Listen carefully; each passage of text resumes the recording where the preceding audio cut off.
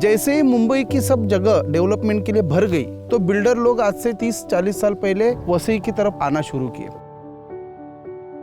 Along the railway line, construction started growing, unabated construction, unplanned city. लोग मुंबई की जगह खरीद नहीं पा रहे थे तो सस्ते वाले घर यहाँ पर मिलने लगे। And Vasai was unable to receive these big floods of people because there were no social amenities.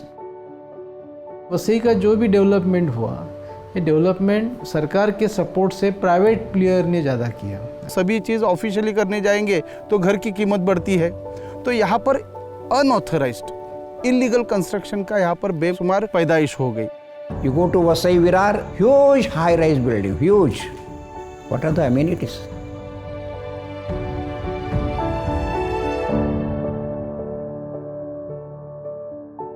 Vasai का अगर हम देखते कि हिस्टोरिकली वसई का जो पॉपुलेशन था, यहाँ के जो नेटिव लोग, वो 1990s तक करीब 2 लाख के पास में था और आज वसई का पॉपुलेशन करीब 20 से 25 लाख के आसपास है। ये जो अननेचुरल ग्रोथ हुआ जिसके वजह से वसई के ऊपर काफ़ी असर हो रहा है। जो प्रोजेक्शन किया था पॉपुलेशन, उन सभी प्रोजेक्शन के रिकॉर्ड्स को वसई ने ऑलरेडी तोड़ा है। 20-22 लाख जो नए यहाँ पर वसई विरार में आए हुए हैं उनके लिए सिर्फ इलीगल कंस्ट्रक्शन ही बना है। Every city will bring in labor, which are very much required for the city.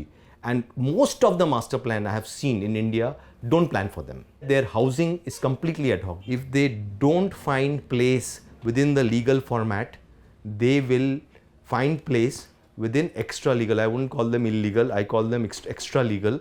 They will find place within the extra legal format. Vasai Virar शहर के हैबिटेट का जो पूरा मुद्दा है उससे अगर हमको थोड़ा समझना है तो ये एक लीगल लैंड एंटाइटलमेंट का इश्यूज है। यहाँ पे जो माइग्रेंट जो नए से आए हैं, जो उनकी बस्ती अब बसी है, तो वो फॉरेस्ट लैंड के ऊपर है, सरकार की ज़मीन पे, रेलवे के ज़मीन के ऊपर है, तो वहाँ पे उनका एंटाइटलमेंट इनसिक्योर है।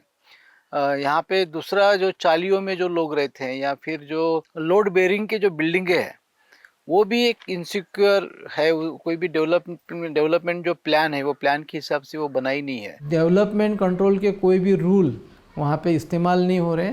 1+3 का स्लम है। तीसरा महत्व का जो यहाँ पे कम्युनिटीज़ है वो पुराने हैं, जो जैसे मतलब ओरिजिनल है यहाँ के आदिवासी और दलितों की जो बस्तियाँ हैं, तो उनके भी गाँवठान विस्तार के इश्यूज है। वैसे ही कोलीवाड़ा का भी गाँवठान विस्तार का इश्यूज है, क्योंकि जब ये ग्राम पंचायत की व्यवस्था में रहते थे तो वहाँ तब गाँवठान विस्तार का एक प्रोविजन रहता था, लेकिन आज उनकी जो फैमिली की जो नेचुरल ग्रोथ होती है तो उनको उस तरह का हाउसिंग के संदर्भ में जो स्कोप था वो स्कोप खत्म हो गया। जब आपके पास आपका एंटाइटलमेंट इनसिक्योर है तो यहाँ पे नागरिक सुविधा का भी बंटवारा जो है वो भी ठीक तरह से मतलब नहीं है, तो वो एक जरिया बन गया है एक्सप्लॉयटेशन का।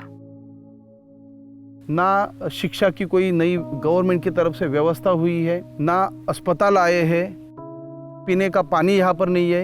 ये सब चीजें डेवलपमेंट के नाम पे सब बर्बाद करने की काम चल रही है।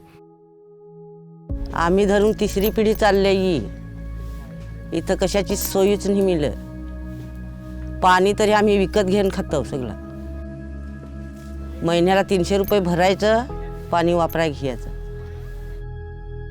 आणि इकडं आमचे कचऱ्याचा डब्बा, सगळी घाण सगळे याला सकाळची उठायचा, सगळी कापडा येतील गोलाट थिंडायचा आपू। कशाची सोय नहीं मिले। खाली लाइट का बिल बढ़ा के दे रहा, टैक्स ले रहा, ना पानी दे रहा, ना बाथरूम, ना कुछ सुविधा नहीं। इधर डॉक्टर भी नहीं है, बहुत टेंशन हो रहा। हम लोग थाना में रहते, नसीब फूट गया यहाँ आके। हो जाए तो इंसान आश्रम तक जाए पाए, मर जाएगा आश्रम तक जा। बहुत परेशानी है। आश्रम कितना लंबा देख रहे हो ना, जिसके पास गाड़ी घोड़ा नहीं रहेगा क्या करेगा। यहाँ कुछ सुविधा भैया नहीं है।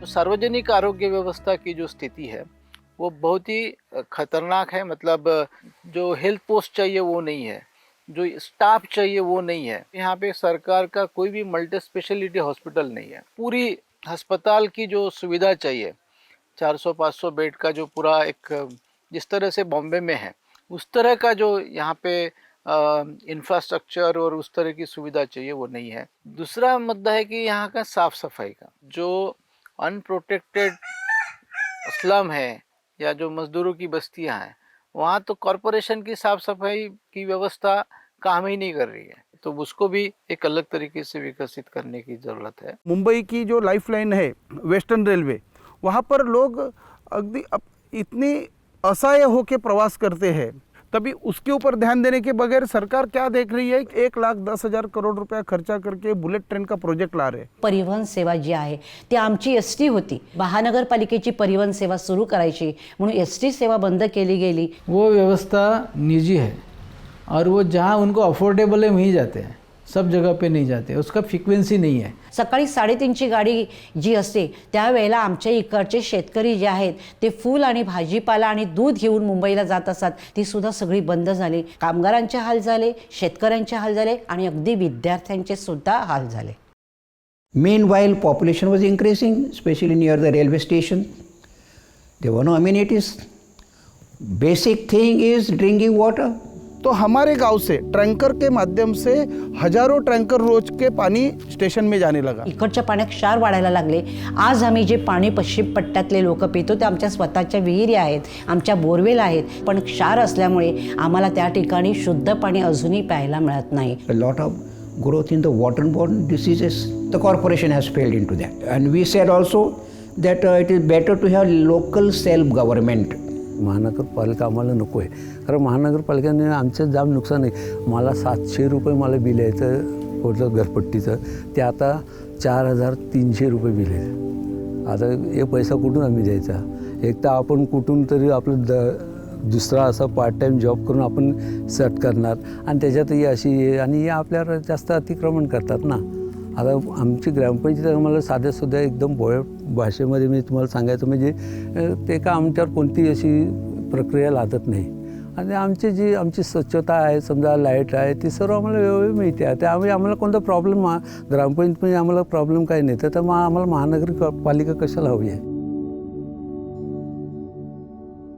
मैक्सिमम स्लम जो है बेसिकली अनडिक्लेयर है। चालियों में जो लोग रह रहे हैं तो वो भी कोई परमिशन लेके चालियाँ नहीं बनाएगी और कभी भी इनका इविक्शंस हो सकता है। लोड बेरिंग बिल्डिंग जो है वो मतलब वर्टिकल स्लम है। कोर्ट ने तो ऑर्डर दिया है कि इनको इविक्ट करने का। गाँवठान में जो लोग हैं मतलब यहाँ के मूल निवासी, तो वो इमला तो इनके नाम का है लेकिन ज़मीन इनके नाम की नहीं है, सरकारी ज़मीन के ऊपर रह रहे हैं। सरकार जब भी चाहेगी ऐसी ज़मीन डेवलपमेंट के नाम पे ले सकती है। निजी मालिकाना है तो वो मालिक जब कहेगा तब उनको इविक्ट कर सकता है। मालिक की एनओसी नहीं है, फूड सिक्योरिटी से लेके रेशन कार्ड से लेके बहुत सारी चीज़ों का एक्सेस नहीं होता है, वो अपने मकान डेवलप नहीं कर पाता है क्योंकि ज़मीन का एनओसी उनको नहीं है। ये इंफ्रास्ट्रक्चर डेवलपमेंट के जितने भी प्रोजेक्ट यहाँ पे आ रहे हैं, करीबन 2.5 से 3 लाख के ऊपर फैमिलीज़ का विस्थापन होने की संभावना है। लेकिन वसई विरार महानगर पालिका के पास या जो स्टेट के पास ऐसा कोई रिहैबिलिटेशन पॉलिसी नहीं है। और जब आप किसी व्यक्ति को अपने घर से अस्थिर करते हो या उस विस्थापित करते हो तो उसका पुनर्वसन ज़रूरी है। तो उसके ऊपर शहर को एक पॉलिसी और नीति बनाने की ज़रूरत है। ओपन स्पेसेस का जो पूरा मुद्दा है, जैसे रोड है, गार्डन्स है, खेल के मैदान हैं, इस तरह के जो रिजर्वेशंस बनते हैं प्लानिंग नॉर्म्स के हिसाब से, तो पिछले डेवलपमेंट प्लान में करीबन 800 के ऊपर रिजर्वेशंस थे और उसका जो रिपोर्ट है 675 रिजर्वेशन के ऊपर एनक्रोचमेंट हुआ है और सिर्फ 50 ही रिजर्वेशन डेवलप हुए हैं। फिशिंग होने के बाद मच्छियों के जाले सुखाने के लिए जगह होती है, मच्छियाँ सुखाने की जगह होती है, उनका बोट लगाने की जगह होती है। लेकिन जैसे जैसे कोई भी शहर का डेवलपमेंट होता है तो ये कम्युनिटी स्पेस ख़त्म हो जाती है। इनका जो संघर्ष है, ये संघर्ष लाइवलीहुड के जो साधन है, संसाधन है, वो बचाने की है। लाइवलीहुड बचेगा तो इनका हैबिटेट बचेगा, जीने लायक स्थिति जो है वो रह सकती है।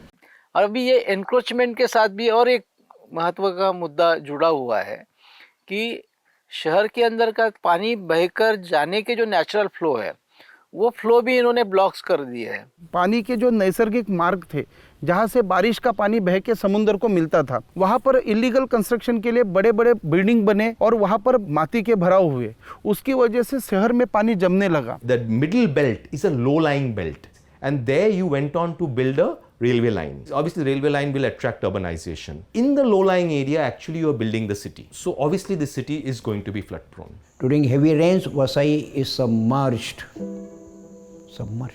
जो बिल्डिंग्स है उसका पूरा ग्राउंड फ्लोर पानी से भर जाता है। लोग अपने घर से बाहर नहीं निकल सकते। पूरे रेलवे लाइन जो है वो पानी के नीचे चली जाती है। 2018 में तो इतना बड़ी बाढ़ आई थी यहाँ पर, करीबन 6 दिन रेलवे चली ही नहीं थी। 1500 जो लॉन्ग रूट की ट्रेन है वो बंद की थी। दिल्ली से NDRF की टीम मंगाई थी। ऐसी सिचुएशन सिर्फ गलत तरीके से डेवलपमेंट यहाँ पर होने की वजह से ही हुई है। वसई के अंदर मूवमेंट के बारे में अगर हम हिस्टोरिकली देखते हैं तो अभी तक पर्यावरण के मुद्दे पे वसई के अंदर काफ़ी मूवमेंट्स हुए हैं, लेकिन जैसे जैसे अभी ये शहर डेवलप हो रहा है और आवास के जो सवाल सामने आ रहे हैं, तो उस दृष्टिकोण से नागरिकों का एक मूवमेंट खड़ा होने का स्कोप है और खड़ा होने की ज़रूरत भी है। यहाँ का जो डेवलपमेंट है, यहाँ की जो राजनीति है, वो राजनीति को वो इन्फ्लुएंस कर पाए। It is very difficult to develop this area with that bigger sources of development charges and property taxes, which are very limited compared to the infrastructure development that will be in crores and crores, and what we are getting is very less. त्याच्यासाठी काही world बँककडून, जैकाकडून, गव्हर्नमेंटकडून, central बँककडून आपल्याला loan मिळवून घेऊन ते करणे better आहे. Otherwise आपल्याला जी काही रिसोर्सेस आहे त्याच्याप्रमाणे आणि त्याच्यावरती आपण डिपेंड होऊन एरिया चालू असू शकत नाही. वसई विरार आज की जो स्थिति है, वो स्थिति से अगर हमें आगे बढ़ना है तो सबसे पहले हाउसिंग के कॉन्टेक्स्ट में देखेंगे तो इनसिक्योर लोग हैं, तो इनकी सिक्योरिटी कर देनी चाहिए। जो भी होगा डेवलपमेंट इस जगह पे, नहीं तो और कहीं इनको हाउसिंग जो है वो सिक्योर होगा ये शहर में। एक्सटर्नल माइग्रेंट्स हैं और जो सिंगल होते हैं, सीजनल होते हैं, तो उनके लिए एक ह्यूमन ट्रांजिट की व्यवस्था होनी चाहिए। यहाँ पे जो निवास करने वाले जो लोग हैं उनको ध्यान में रखते हुए हाउसिंग का प्लानिंग होना चाहिए। जितने भी स्लम है उनको स्लम एक्ट के अंदर डिक्लेयर कर दो ना। Renting should be encouraged, then that will put less pressure on ownership housing in the first place. Getting houses on rent should be made more easy and cheaper, and not charge heavily for electricity, water and taxes. So probably the market will start supplying the right kind of houses. वसईतील सर्वसामान्य जनतेला ज्या मूलभूत सुविधा आहेत त्या फक्त मिळायला हव्यात. शुद्ध पाणी प्यायला, आरोग्याची चांगली व्यवस्था, दळणवळणाची जी व्यवस्था असते, परिवहन सेवा वगैरे, ह्या ज्या काही साध्या आणि अगदी छोट्याशा ज्या आहेत मूलभूत सुविधा, त्या सर्वसामान्य जनतेला मिळणं अगदी महत्त्वाचं आहे. पूरे शहर के हैबिटेबिलिटी के कॉन्टेक्स्ट में जो फ्लड आता है वो फ्लड ना आए, ऐसी सुवेज की और ड्रेनेज की व्यवस्था, ओपन स्पेसेस, स्पोर्ट है, खेल के मैदान हैं या गार्डन्स है, ये सब जो चीज़ें हैं वो चीज़ें सिक्योर करने की ज़रूरत है। मुंबई और वसई का जो लिंक है ट्रांसपोर्ट का, उसको कैसे मिनिमाइज़ किया जा सकता है, क्योंकि ज़्यादा लोग मुंबई में जाए ही ना, यहीं पे काम करें। यहाँ कॉरपोरेशंस है, MMRDA है, स्टेट गवर्नमेंट्स है और भी सेंट्रल गवर्नमेंट की जो एजेंसीज़ है,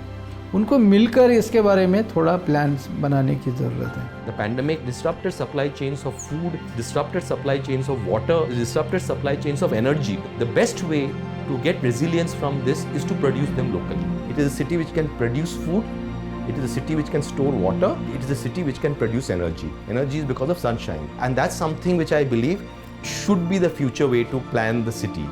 हमारी खुद की मांग है कि हमारा शहर वर्ल्ड में नंबर 1 रहना चाहिए ग्रीन सिटी करके। ये हमारा विजन है कि भविष्य में हम लोग बहुत अच्छी तरह से यहाँ पर रह सकेंगे और लोगों को दिखा सकेंगे कि ये डेवलपमेंट है।